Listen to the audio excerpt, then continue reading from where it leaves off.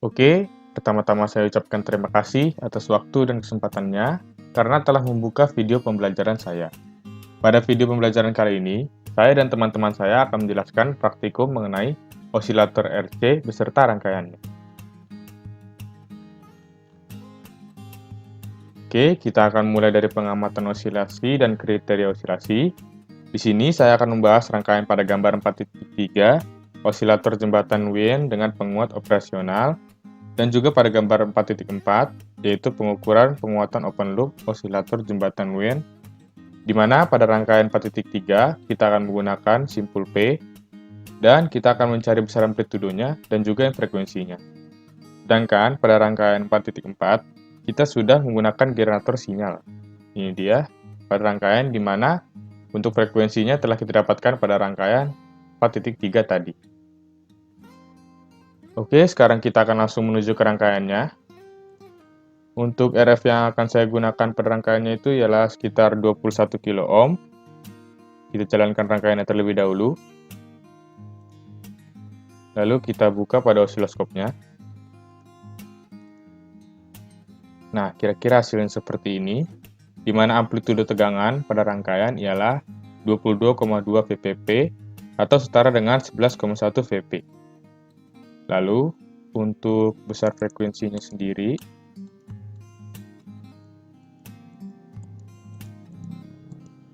ya, besar frekuensinya itu senilai 4,7 kHz. Nah, frekuensi yang telah kita dapatkan ini akan kita pakai di generator sinyal pada rangkaian 4.4 tentang penguatan open loop-nya. Nah, kira-kira hasilnya seperti ini. Dapat kita amati bahwa pada gelombang yang dihasilkan ialah gelombang sinusoidal. Itu untuk rangkaian 4.3.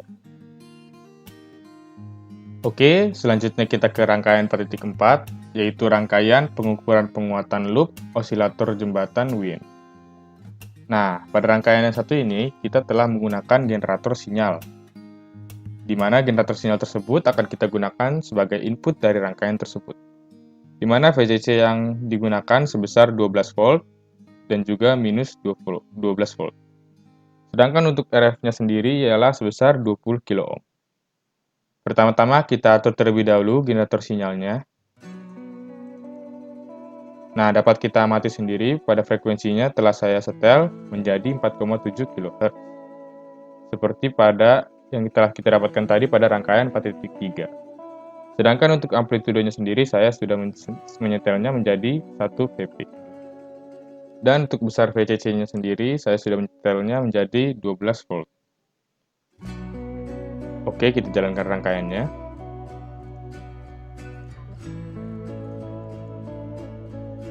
Oke, dapat kita amati pada osiloskop ini bahwa hasilnya seperti ini, di mana dapat kita simpulkan bahwa tidak ada perubahan fasa pada rangkaian dikarenakan pada channel 1 dan juga channel 2 berada di fasa yang sama. Lalu untuk besar dari amplitudonya sendiri pada VPP itu sebesar 4 VPP atau senilai dengan 2 VP. Setelah itu kita akan mencari pergeseran fasanya. Play. Nah, grafik X yang kita dapatkan seperti ini, berbentuk seperti ini berdasarkan Lisa Jones itu. Jika grafiknya seperti ini, maka perubahan fasa pada rangkaian akan bernilai 0.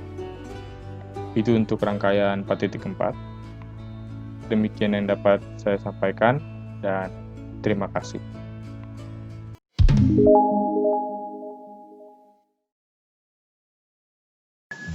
Oke, baik, saya akan melanjutkan praktikumnya. Nah, di sini saya akan menjelaskan tentang osilator penggeser fasa dan pengukuran penguatan open loop-nya. Nah, di sini kita akan menggunakan gambar 4.5a dan gambar 4.5b. Di mana pada gambar 4.5a itu kita menggunakan simpul P dan kita mencari besar amplitudo dan besar frekuensinya. Sedangkan pada titik 4.5b itu kita sudah menggunakan generator sinyal yang mana frekuensinya itu kita dapat dari gambar 4.5a. Oke, kita langsung ke praktikum. Kita ke pertama di gambar 4.5a. Nah, RF yang saya coba itu adalah sekitar 60 kilo ohm. Oke, kita run.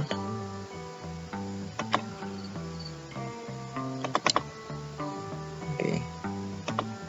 Nah, kira-kira hasilnya seperti ini, dimana amplitudo tegangannya itu senilai 22,2 volt atau VPP atau setara dengan 11,1 VP.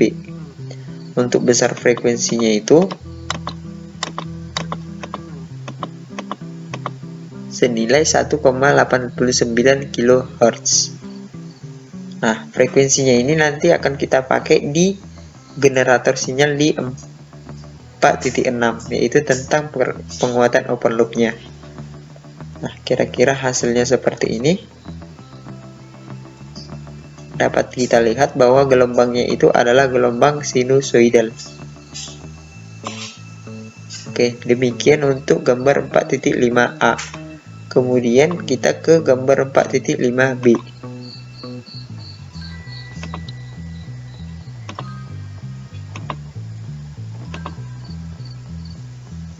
Nah, di gambar 4.5b ini kita telah menggunakan generator sinyal, yang mana generator sinyalnya ini nanti kita gunakan sebagai input dari rangkaiannya ini, mana VCC-nya itu senilai 12 volt dan minus 12 volt, dan RF yang saya gunakan adalah senilai 60 kilo ohm. Oke, pertama kita atur dulu generator sinyalnya ini. Frekuensi di sini adalah frekuensi yang telah kita dapat dari osilatornya tadi yang digambar 4.5a. Kemudian amplitudenya itu saya buat 1 VP, 1 volt. Oke, untuk besar VCC-nya itu saya buat 12 volt. Oke, kita jalankan rangkaiannya. Oke, hasilnya seperti ini. Yang mana gambarnya ini tidak ada perubahan dari gambar hasilnya ini, tidak ada perubahan fasa pada rangkaiannya si channel 1 dan si channel 2 karena mereka berada di fasa yang sama. Oke, untuk besar dari amplitudonya itu measure, kemudian nah PPP-nya itu sekitar 4 VPP atau senilai 2 VP, 2 volt. Oke, kemudian kita mencari pergeseran fasanya itu dari display, kemudian bentuk XY. Nah, grafik XY-nya itu seperti ini. Nah, berdasarkan Lisa Jones-nya bahwa apabila grafik XY-nya itu seperti ini, maka tidak ada perubahan fasa, yaitu 0, atau sama dengan perubahan fasanya itu sama dengan 0 derajat. Oke. Demikian yang bisa saya sampaikan. Terima kasih.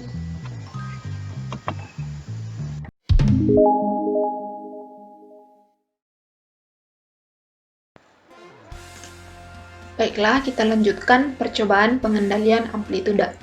Langkah yang ketujuh, gunakan rangkaian osilator penggeser fasa dan atur resistansi RF sehingga output osilator diperoleh 18 VPP atau nilai lain yang lebih rendah yang dapat diperoleh dengan mudah. Berarti di sini kita disuruh untuk mengatur nilai RF untuk menghasilkan nilai output sebesar 18 VPP atau lebih rendah. Berikut adalah rangkaian osilator penggeser fasa. Pertama, kita gunakan atau kita coba nilai RF sesuai dengan modul, yaitu 52,2 kilo ohm. Berikut sinyal yang dihasilkan atau outputnya dan juga nilainya.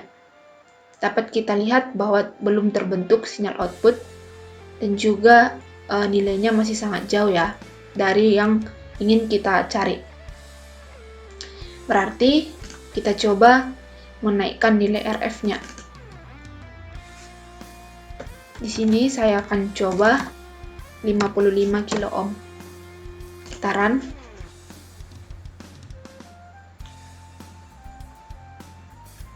Nah, di sini terlihat bahwa sudah ada atau sudah terbentuk sinyal output dan keluarannya lebih besar dari nilai output yang kita inginkan.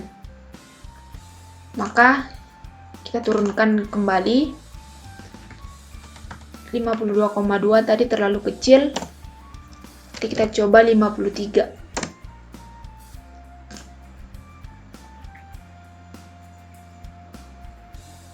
Pada RF 53 kilo ohm tidak terbentuk outputnya dan nilai dari output itu tidak stabil. Maka dapat kita simpulkan pada langkah ke-7 ini kita tidak dapat menemukan atau menentukan nilai RF yang menghasilkan output sebesar 18 VPP. Kita lanjut ke langkah ke-8, gunakan udara terkompresi untuk mendinginkan penguat operasional dan amati apa yang terjadi pada amplituda output osilator. Nah, di sini kita tidak perlu melakukan ini atau kita skip karena kita menggunakan multisim. Langkah yang ke-9, atur kembali resistansi RF sehingga output osilator diperoleh sekitar 25 VPP atau lebih. Di sini kita diminta untuk mengatur RF untuk menghasilkan output sebesar 25 VPP atau lebih. Tadi sudah kita lihat bersama jika RF-nya 55 kilo ohm, maka output yang dihasilkan 22,2 VPP, masih kurang ya dari yang ingin kita cari. Maka kita naikkan 60 kilo ohm. Kita run.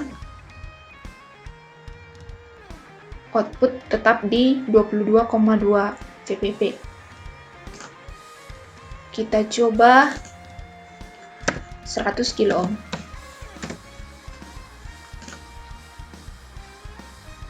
Output juga tetap di 22,2 VPP.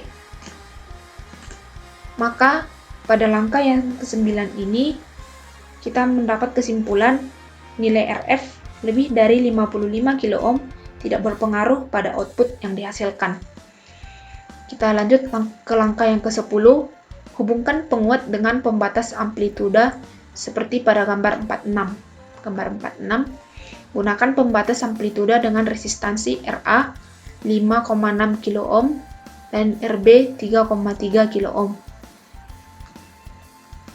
Yang ke-11, gunakan udara terkompresi untuk mendinginkan penguat operasional dan amati apa yang terjadi pada amplitude output osilator.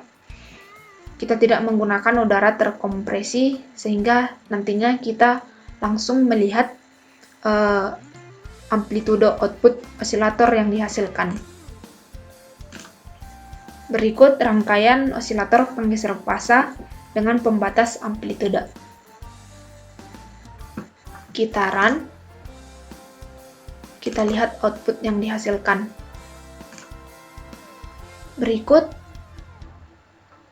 sinyal output yang dihasilkan dengan input 4 VPP dan output 981 mVPP.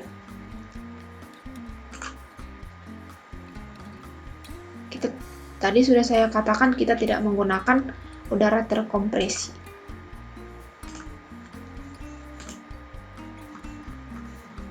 Dengan demikian kita telah selesai melakukan percobaan keempat, percobaan modul keempat yaitu osilator RC. Sampai jumpa di modul kelima.